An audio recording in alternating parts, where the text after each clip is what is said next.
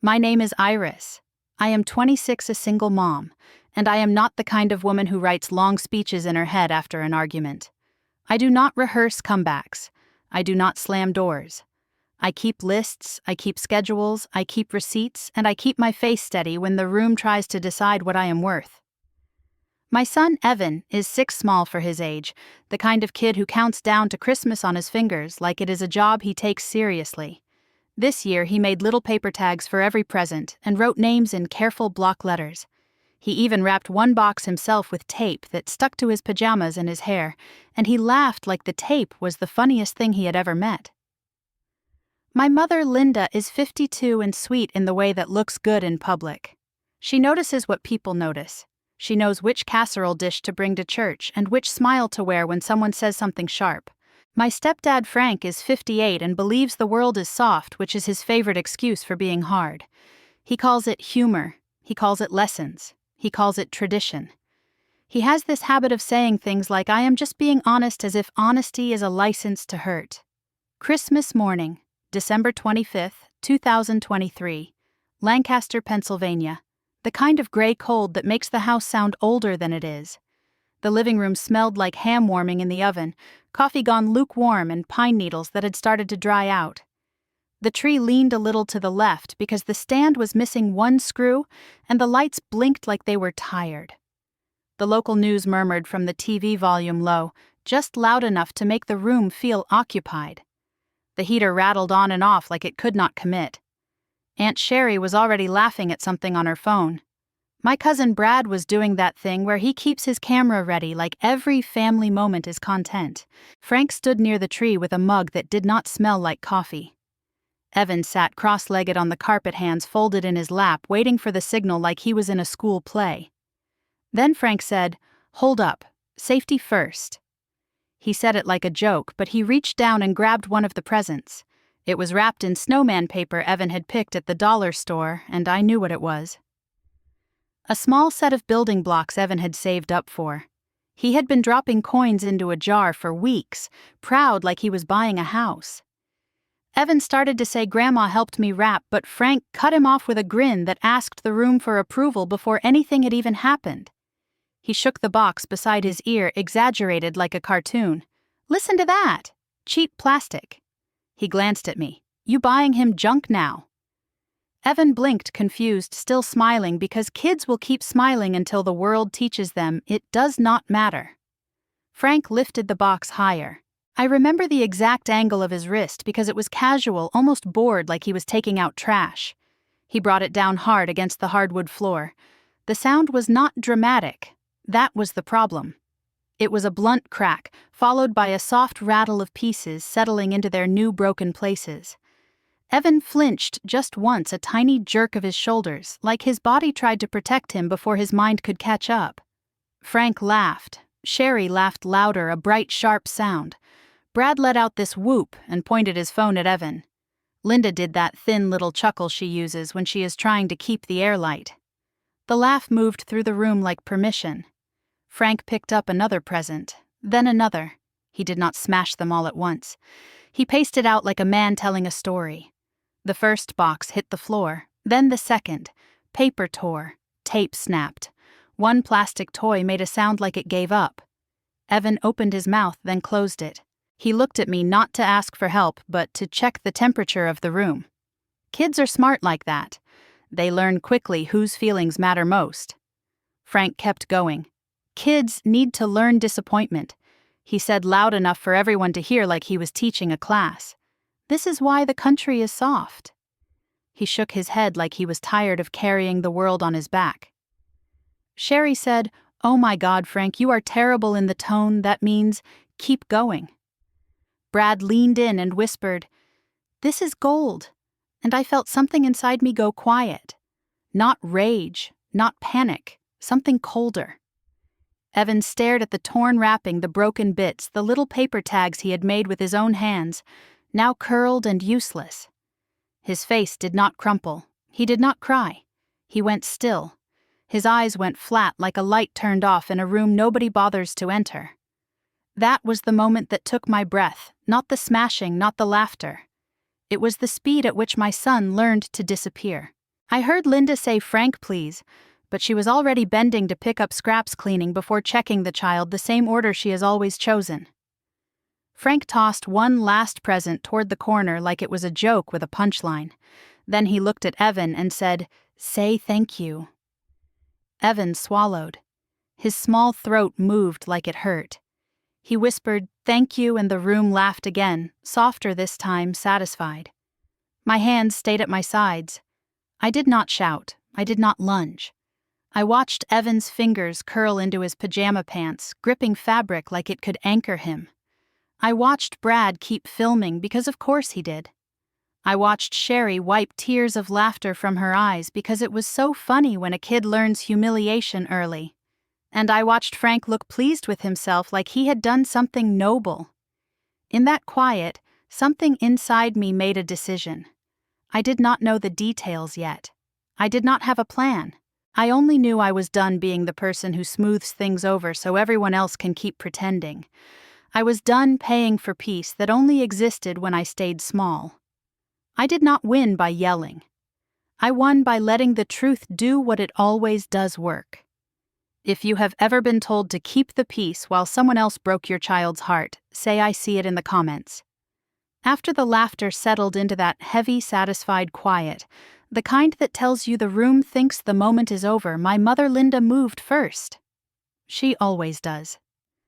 She bent down to gather torn paper and broken plastic before she looked at Evan. She smoothed the carpet with her palm like mess was the real emergency. Only after she had a small pile of scraps in her hands did she reach for my son, pulling him into a quick side hug that barely touched his shoulders. It was the wrong order. It has always been the wrong order. Clean first, comfort later, feelings last. Evan stiffened in her arms, not fighting, not leaning in either. He had already learned what was expected. Sherry laughed again, lighter now, like she was helping everyone move on. "He is being dramatic," she said, waving a hand as if the word itself could shrink him. Kids bounce back. Frank nodded, pleased, and planted his feet in the middle of the room like a man who owned not just the house, but the rules inside it. "I bought this house," he said, looking straight at me. "You do not tell me how Christmas works." The sentence landed fast and hard, meant to end the conversation before it could start. Brad kept his phone raised, pretending to check a notification while angling the camera toward Evan. I could see the small red light reflected in the TV screen. The local weather anchor kept talking about icy roads like nothing in this room mattered. Frank turned back to Evan and pointed at the pile of broken things. "Say thank you," he said, slow and clear, like he was helping a child with a spelling word. Evan hesitated. It was barely a pause, but I saw it. His eyes flicked to me again, checking. My hands stayed still. Not because I agreed, but because I was watching something more important than obedience. I was watching him decide how to survive. He whispered, "Thank you," again, quieter this time, and Frank clapped once sharp. "See?" Frank said. "Lesson learned." Sherry smiled wide. Brad let out a small laugh and zoomed in, because of course he did. My mother nodded like a teacher approving a student, relief washing over her face now that the moment had been successfully contained. Frank took a step closer to me, his voice dropping just enough to feel personal. "You always make a big deal out of nothing," he said. "This is my roof. You and the kid are guests here. If you cannot handle a joke, there is the door." He did not point, but he did not have to. The door was behind me, solid and white, leading out into cold and ice. I felt the room lean in, waiting to see what I would do. This was the part everyone knew. Iris smooths it over. Iris apologizes. Iris keeps the peace. Instead, I said nothing. I watched Evan pick at a loose thread on his pajama pants. His head tilted down just enough to hide his eyes. I watched my mother avoid my gaze, busying herself with the trash, like if she stayed moving she would not have to choose sides. I watched Sherry look pleased with herself for saying what she always says, and Brad finally lower his phone, bored now that the drama had peaked. The heater clicked on and off. Outside, a car drove by too fast for the road conditions, tires hissing on slush. Frank scoffed and turned away from me, satisfied. "You are too sensitive," he muttered. "That is your problem. Always has been." Linda finally spoke up, her voice tight. "Frank, please, it is Christmas." She glanced around the room, not at Evan but at the faces watching. "People are here. Do not make this into something." Then she looked at me, eyes pleading in that familiar way. Iris let it go. For once. There it was. The phrase that has lived in my ears since I was a teenager. Let it go. Let it go meant swallow it. Let it go meant make it easier for everyone else. Let it go meant be smaller so the room can stay comfortable. Evan stayed quiet, like he had gone somewhere inside himself where the noise could not reach. I realized with a kind of dull clarity that this was not new to him. He knew this posture. Still, shoulders, hands folded, voice gone. He had practiced it before, probably without realizing why. I thought about how often I had stood exactly like that at his age, waiting for adults to finish their jokes at my expense. Frank picked up his mug again and took a long drink, then nodded toward the remaining gifts under the tree. "Those can stay there until he learns how to behave," he said. "You reward bad behavior, you get more of it." Evan did not look up. The words hung in the air like a warning. Something tightened in my chest, slow and heavy. Not anger yet. Something closer to grief. I could see the lesson forming in my son, the one Frank thought he was teaching, and the one he was actually teaching. The lesson was not about disappointment. It was about silence. About earning safety by disappearing. My phone buzzed in my pocket, a soft vibration I felt more than heard. Instinctively, I glanced down. A message from work, a scheduling alert for Monday morning. Mr. Harlan confirmed the text read, "Care plan review at 9. Please bring documentation." The name grounded me. I locked the screen without replying and slipped the phone back into my pocket. No one noticed. No one ever does. Frank was already moving on, telling a story about his own childhood Christmases, about how tough they were, and how kids today had it easy. Sherry chimed in, adding her own commentary about kids these days, and participation trophies. Linda nodded along, relieved, grateful for the distraction. The room filled again with adult voices. The topic safely shifted away from the broken boy sitting on the floor. Evan stayed where he was, eyes on the carpet, breathing shallow and even. I did not touch him yet. I wanted to, but I waited. I wanted him to see that I saw him, that I had not missed it, even if I was not fixing it in the way everyone expected. Inside my head, something clicked into place. A pattern I knew too well. A system that did not need Frank to be cruel all the time because everyone else would handle the rest. Clean up, laugh it off, blame the sensitive one, threaten stability, call it family. I had spent years making that system run smoother, answering calls, filling out forms, arranging things so no one had to feel uncomfortable. Standing there listening to Frank talk about respect under his roof, I understood how expensive that piece had been. Evan shifted and finally looked up at me. Our eyes met for a second, and I gave him the smallest nod. Not now, but soon. He nodded back, a tiny movement like a secret. Frank caught the look and frowned. "Do not give me that look," he said. "If you cannot handle how things are done here, you know where you can go. The door. Again." I felt the words settle into my bones, heavy and clear. This was the moment everyone else would forget by dinner. This was the moment my son would remember forever. I did not argue. I did not raise my voice. I let the conversation roll on around us like a river I was no longer standing in. Be honest, who is always the one told to let it go in your family? The room did not calm down after that. It shifted. That was the best way I could describe it. The laughter softened into conversation, but the edges stayed sharp. People moved closer to the kitchen, closer to the food, like the tree had already served its purpose. Sherry perched herself on the arm of the couch and launched into one of her stories, the kind she saved for an audience. "You know," she said loudly, "my friend Karen's grandson just got into that private school outside Philly. Full scholarship, straight A's, football too." She shook her head with admiration and glanced at Evan, then at me, like the comparison was accidental. Some kids just thrive when they have structure. A strong male influence really helps. Frank snorted into his mug and nodded. "Exactly," he said. "That's what I have been saying. Evan needs a man in the house, a real one."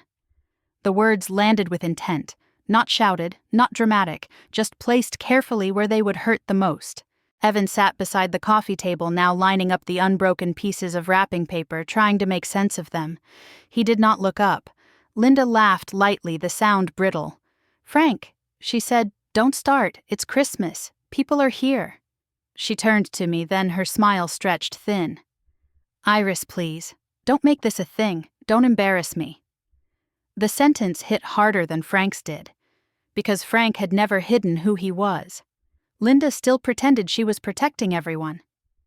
Sherry kept talking, rolling right over the moment. "Kids today have it easy," she said. "Back in our day, if you messed up, you learned fast. Look how we turned out."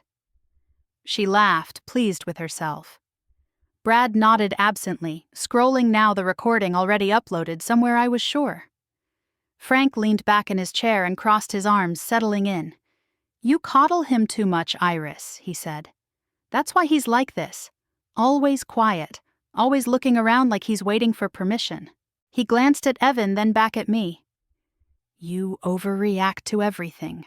Always have. That's why you ended up alone."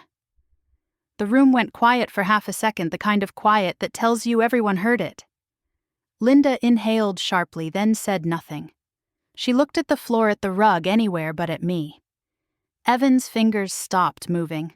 He froze again, the same way he had earlier, like his body had memorized the response. I felt a flash of something hot, then it passed. I did not respond. I watched Frank's face, the way his mouth curled, slightly satisfied. He had gone where he wanted to go. He had reminded me of my place. The conversation lurched forward again, as if nothing had happened. Sherry started talking about college costs, about how expensive everything was now, about how kids did not appreciate what their parents sacrificed. She said something about community college not being what it used to be, and Frank laughed.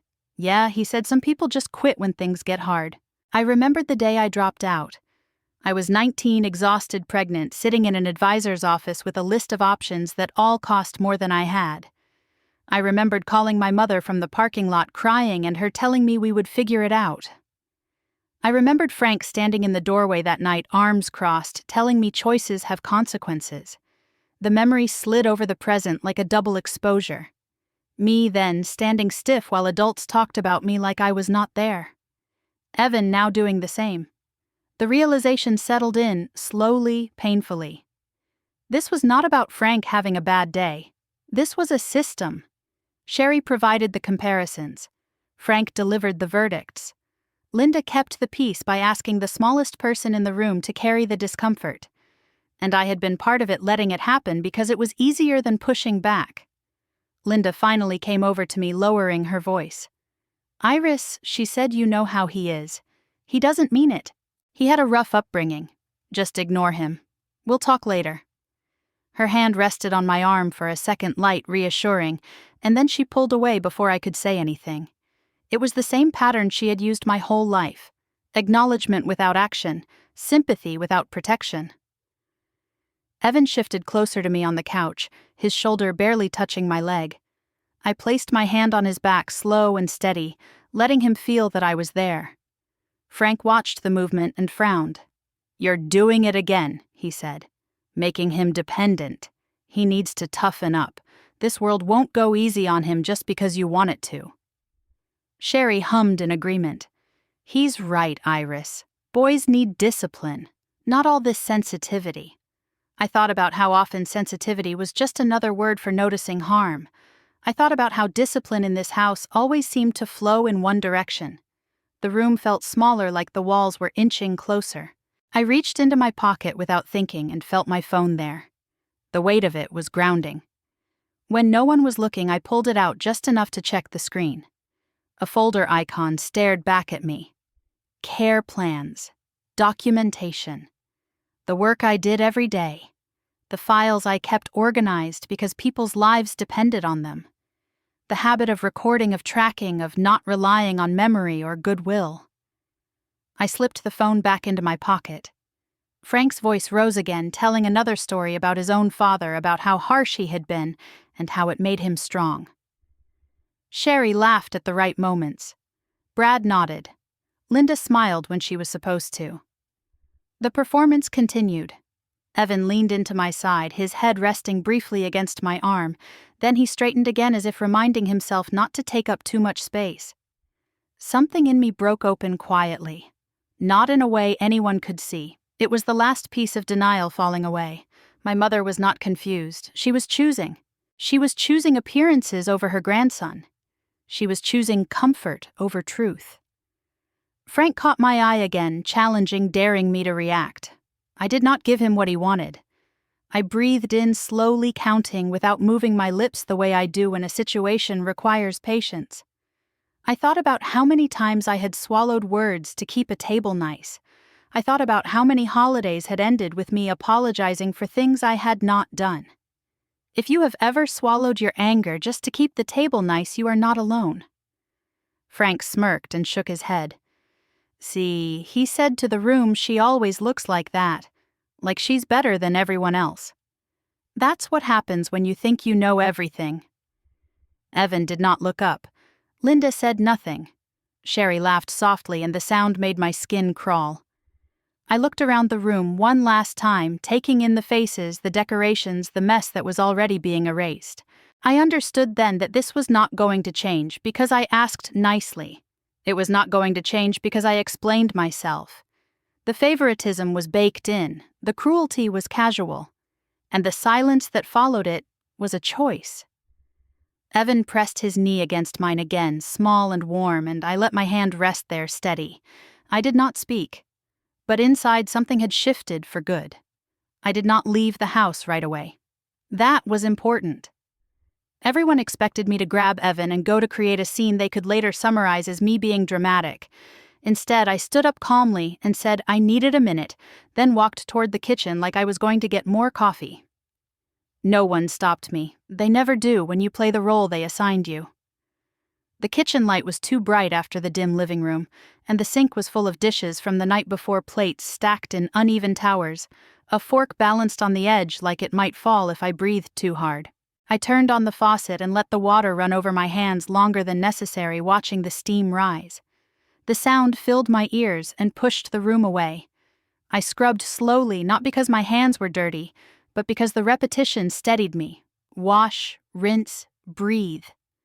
I pressed my palms against the counter and stared at the small crack in the laminate I had noticed years ago and never mentioned. This was how I calmed myself when things got loud. Not by reacting, but by narrowing my focus until the noise could not follow. Behind me, I heard footsteps.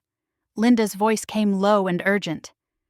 "Iris," she said, "come here." I turned and faced her. Up close, she looked tired, lines deeper around her mouth than I remembered, mascara slightly smudged. She closed the distance between us and spoke quickly like she was afraid someone might overhear. "Just apologize to Frank," she said. "He's stressed. You know how he is. If you say sorry, this will blow over." I looked at her and felt something heavy settle in my chest. "Did you see Evan's face?" I asked. My voice was quiet. I was not accusing her. I genuinely wanted to know. Linda's eyes flicked away from mine toward the doorway. "He'll be fine," she said. "Kids forget things like this. It's Christmas. Please, do not ruin it." There it was again. The holiday as shield, the moment as excuse. I nodded once, not because I agreed, but because there was nothing left to say. I turned back to the sink and dried my hands slowly. When I walked back into the living room, the conversation had shifted again. Frank was standing near the tree arms, crossed, surveying the remaining presents like a warden inspecting cells.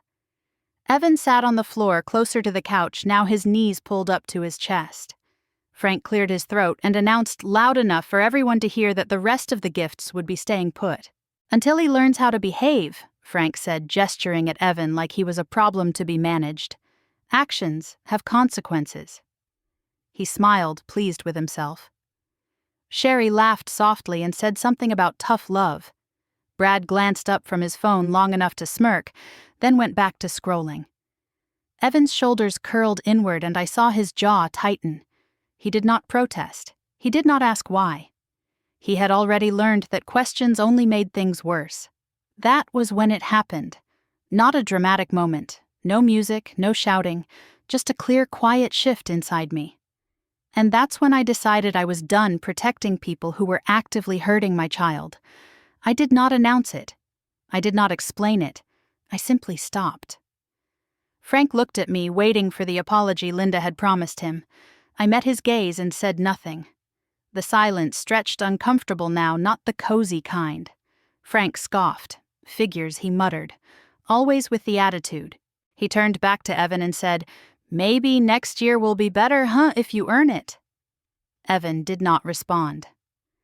I walked over and sat beside him on the floor, my movements slow and deliberate. I did not pick him up. I did not shield him dramatically. I placed my hand on the carpet between us, solid and present. He leaned toward me just enough to feel it. Frank watched us with narrowed eyes, irritation creeping in. Linda hovered near the couch, wringing her hands. Sherry busied herself with her phone again. The room felt tense, like something unresolved was hanging in the air, but no one wanted to touch it. My phone buzzed again in my pocket, sharper this time. I waited a beat, then stood and stepped into the hallway to answer it. It was a number I recognized. I answered quietly. "Hello." A familiar voice spoke on the other end, professional and calm. "Just confirming Monday, Iris," the woman said. "We moved the review to 9 instead of 10. Will you have everything ready?" "Yes," I said without hesitation. "I will handle it Monday. And yes, I have the documentation." The words felt grounding as they left my mouth, like a reminder of who I was outside this room, outside this family. I ended the call and slipped the phone away. When I returned, Frank looked at me suspiciously. "Work call," I said simply before he could ask. He snorted. "Figures," he said. "Always busy. Always thinks she's important." Linda glanced between us, nervous. Frank waved a hand dismissively. "Go on, Iris. Say what you need to say. Get it over with." The apology was sitting there, expected, demanded. I did not give it to him. I sat back down beside Evan and said nothing. The absence of my usual compliance landed harder than any argument could have. Frank's jaw tightened. He opened his mouth, then closed it. For the first time that morning, he looked unsettled. The control he was used to slipped just a little. Sherry shifted on the couch, uncomfortable now that the script had changed. Brad finally looked up from his phone, sensing the shift. Linda whispered my name, warning. I did not respond. I was not angry. I was finished. Frank huffed and turned away, muttering under his breath about disrespect and ungrateful guests. I let him. I watched Evan's breathing slowly, even out his body relaxing just a fraction now that the shouting threat had passed. I knew what this meant. I knew there would be consequences for my silence. Frank relied on me more than he admitted. Forms filled out, calls made, appointments coordinated, things he hated dealing with, things I had handled quietly for years to keep the peace. Standing there watching him pace, I made a simple decision. I would not do that anymore. Not for him. Not for anyone who laughed while my son learned to go quiet. Frank announced he needed air and stomped toward the back door, slamming it hard enough to rattle the ornaments. Linda exhaled shakily, relief flooding her face like the storm had passed. She glanced at me, a question in her eyes. I did not reassure her. I did not smooth anything over. I stayed right where I was beside my son. If you have ever realized you were protecting the wrong people, stay with me. The week after Christmas always feels longer than it should, like time stretches just to make room for consequences. January 2nd, 2024 arrived cold and gray, the kind of Pennsylvania winter day where the sky never quite wakes up. Evan went back to school quiet but steady, and I went back to work like nothing had happened, because that is how you survive things that do not come with witnesses.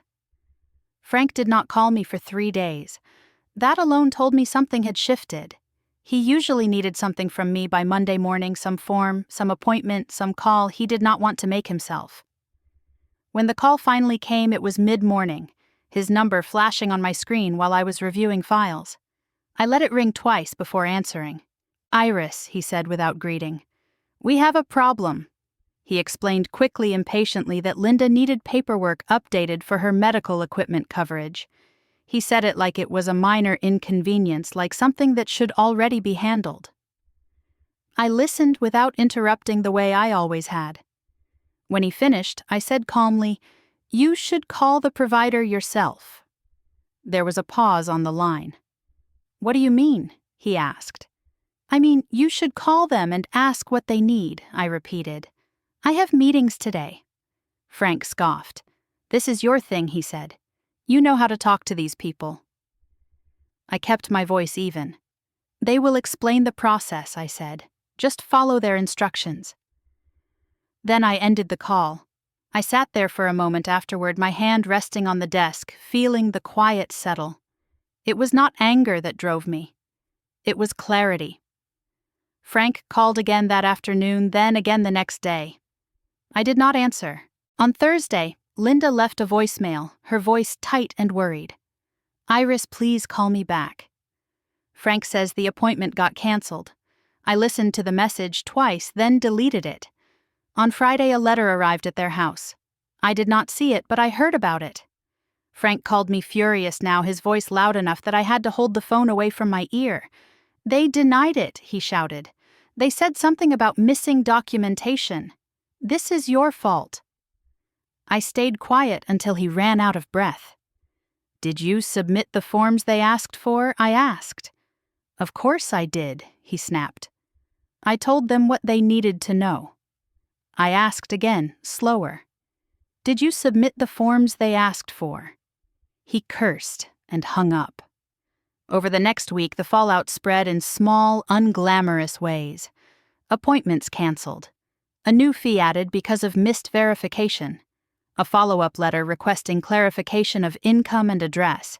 Frank tried to fix it himself, filling out forms in a hurry, checking boxes that did not apply, signing Linda's name without reading the fine print. He did what he always did when faced with a system he could not intimidate. He guessed. The system responded the way systems do, coldly, neutrally, with consequences. He called me again, demanding I step in. I did not. Linda called crying now, saying she did not understand what was happening. I told her she needed to speak directly with the provider. She said Frank was handling it. I said nothing. By mid-January, the tension had crept into every conversation. Frank blamed me openly, now telling anyone who would listen that I had abandoned them. He said I was ungrateful, that after everything they had done for me, I was refusing to help when it mattered. The irony sat heavy in my chest, but I did not correct him. The public exposure came on a Sunday, the kind that feels almost polite until it is not. The community center hosted a post-holiday gathering after church, coffee and cookies and folding chairs arranged in careful rows. Linda loved these events. They made her feel visible in the right way. That morning, she wore her good sweater and spoke warmly to everyone about family and faith, and how important it was to stick together. Frank stood beside her, nodding, playing the part. I came with Evan, arriving a little late, slipping into the back. I did not plan anything. I did not need to. Frank saw me and his jaw tightened. When someone nearby asked how Linda was doing, Frank answered loudly, "Well, we are managing. Some people decide they are too busy for family these days." His eyes flicked to me. Ungrateful is what I would call it. A few heads turned. Linda looked embarrassed, but said nothing. I stayed where I was, my hand resting on Evan's shoulder. He leaned into me calm. Then a woman approached the front of the room, clipboard in hand. She wore a navy coat and a badge clipped to her collar. She scanned the room and said, "Linda Carter." Frank straightened. "Yes, that's us," he said quickly. She smiled politely. "I just need to confirm some information regarding your recent submission. There appear to be some inconsistencies." Frank laughed nervously. "Must be a mistake," he said. The woman did not laugh. "We will need to pause the process until we can review this further," she said. "There may be an investigation for misrepresentation." The word hung in the air, heavy and formal. Conversations stopped. Coffee cups froze mid-air. No one laughed. Linda's face drained of color. Frank sputtered, saying something about misunderstandings and paperwork. The woman nodded, professional. "You will receive a letter with next steps," she said. Then she turned to me, recognition flickering in her eyes. "Oh, Ms. Iris," she said. "You are the one who handled the Harlan case last spring, right?" The room shifted. I nodded. Yes, I said. She smiled briefly. I thought I recognized you. That was a complex coordination. Well done. She turned back to Frank and Linda. We will be in touch, she said, then left. The silence that followed was absolute. Linda stared at me like she was seeing me for the first time. Frank's mouth opened and closed, his authority evaporating in real time. Around us, people avoided eye contact the way they do when truth becomes uncomfortable. I did not say anything. I did not need to. The exposure had already happened. That's the thing about family secrets: paperwork does not care. The next 48 hours after that Sunday felt like the kind of quiet that comes right before a storm. People did not call me to ask what happened, not directly.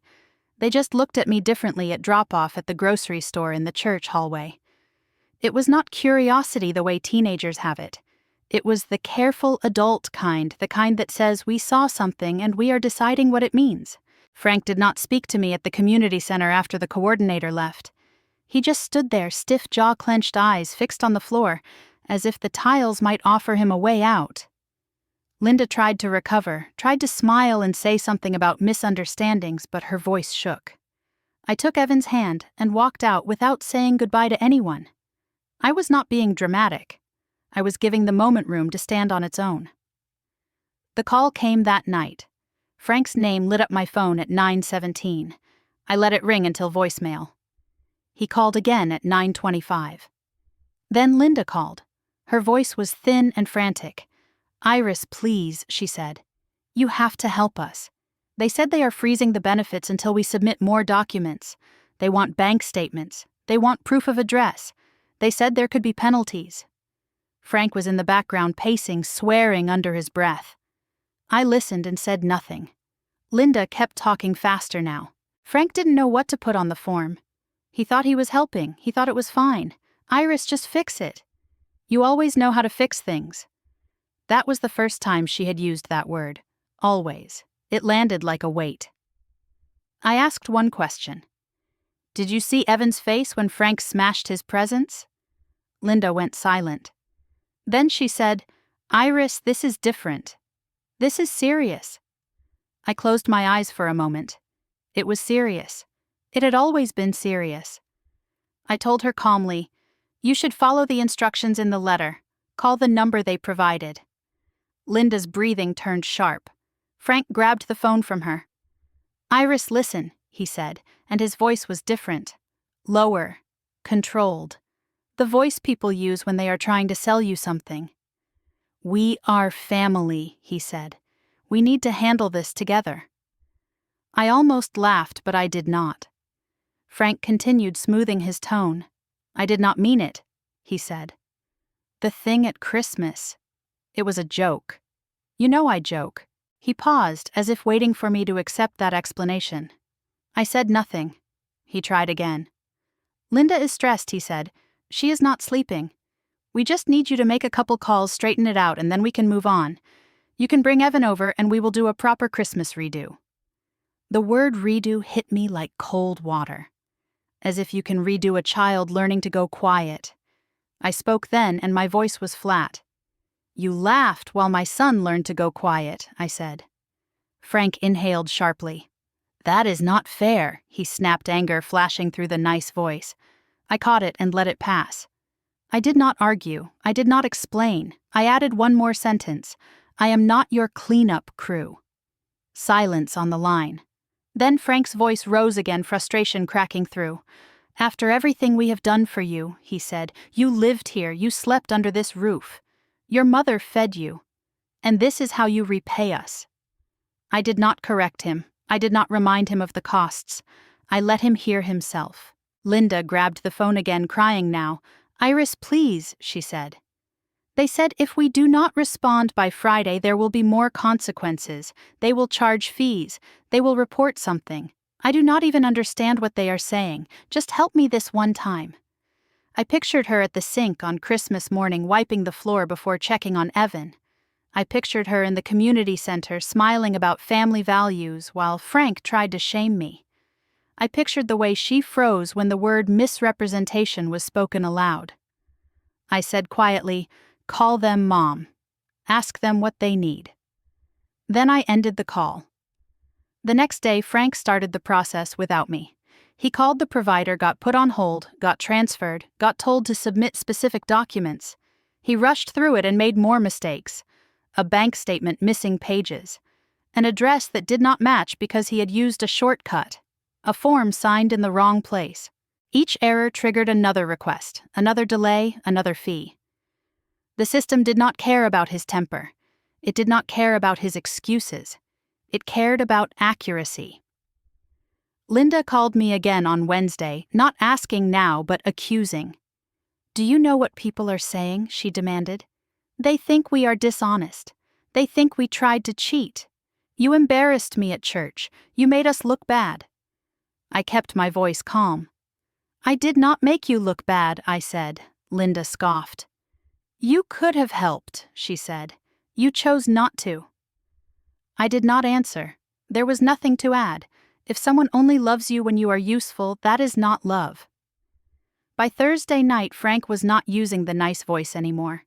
He left a voicemail full of clipped words and threats saying he would change the locks, saying I would regret this, saying, "Family is family, whether I like it or not." I deleted it. Evan sat at the kitchen table in our apartment coloring quietly, and I watched his shoulders rise and fall with easy breathing. No flinching, no scanning the room for danger. Frank could rage into the void as much as he wanted. I was not going back to translate his mess into peace. Spring came slowly that year, like the world was cautious about offering anything soft. By late April 2024, the trees near our block finally turned green, and the park down the street filled with the sound of kids running without jackets. Evan and I had moved into a small apartment not far from that park, a second-floor place with thin walls, and a view of a maple tree that dropped little helicopters onto the sidewalk. It was not fancy. The kitchen cabinets stuck when you pulled them too fast, and the bathroom fan rattled like it was clearing its throat. But it was ours. No eggshells. No waiting for the next joke to turn sharp. No door being pointed at us like a threat. On weekday mornings, Evan ate cereal at our small table and told me what he dreamed about. Sometimes he counted down to summer break the way he used to count down to Christmas. Other times he just hummed to himself while he drew.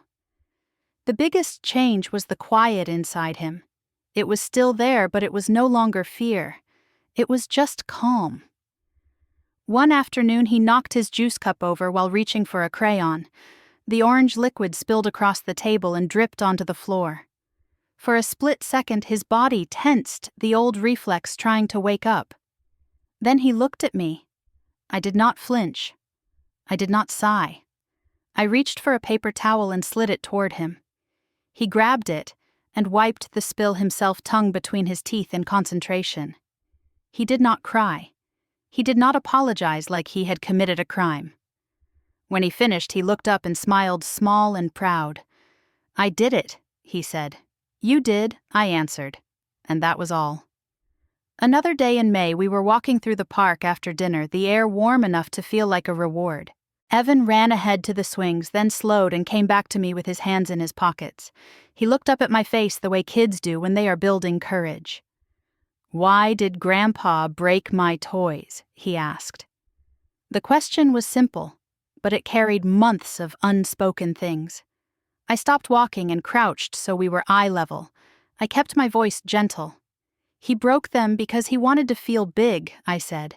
"Sometimes people think being mean makes them powerful. It does not."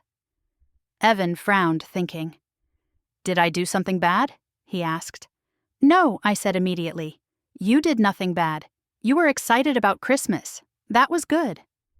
Evan stared at the ground for a second, then asked, "Why did everyone laugh? That one hurt. Not like a fresh wound, but like a bruise you keep discovering." I chose my words carefully. "Some adults laugh when they feel uncomfortable," I said. "Some adults laugh because they do not want to stand up to the person who is being cruel. That is not your fault either." Evan nodded slowly. Then he said, "I did not like it." "I know," I said, and I put my hand on his shoulder. "You never have to pretend you like something that hurts you." We stood there for a moment, the sound of other families around us, normal and messy and alive. Then Evan ran back to the swings. He pumped his legs high, laughing fearless in the way kids are supposed to be. That was the payoff. Not Frank suffering, not Linda embarrassed, not any dramatic victory. Just my son, living without freezing. Linda tried to reach me in the ways she knew. She left a long voicemail in March, her voice wavering between sadness and accusation. She talked about how people at church were whispering. She talked about how Frank was stressed and how the paperwork situation had gotten complicated. She said the words, "Family should not do this to each other." She said I was breaking her heart. I listened to the first minute, then deleted the message. A week later, she sent a letter in a floral envelope, the kind she used for thank you notes. Her handwriting looped across the page, dramatic and careful. She wrote about sacrifices. She wrote about respect. She wrote about how Frank never meant to hurt Evan, how it was just his way, how I should be the bigger person. She wrote about image and forgiveness. I folded the letter without finishing it and put it in the trash. I did not call back. I did not argue. I did not explain myself to someone who had watched my child go quiet and still asked me to smile for the room. Peace is not silence. I learned that the hard way. Silence is what you do when you are afraid of what will happen if you speak. Peace is what you build when you stop letting fear run your decisions. Family is not an excuse to harm each other. Family is not a pass you hand out so someone can keep crossing the same line. Family is supposed to be the place where children feel safe to spill juice and make mistakes and laugh loudly without checking who is listening. Some people use the word family like a cover, like a curtain they can pull closed when things get ugly. I stopped playing that role. Evan asked about Christmas less and less as the months went by. He started talking more about school projects and soccer and the silly jokes he learned from friends. One night he taped a drawing to the refrigerator, a park with a big sun and two stick figures holding hands. "Me and you," he said, grinning. I stood there looking at that simple picture and felt something settle in my chest that I had not felt in years. Relief. Not loud, not dramatic, just steady. I did not ruin the family. I stopped financing the lie.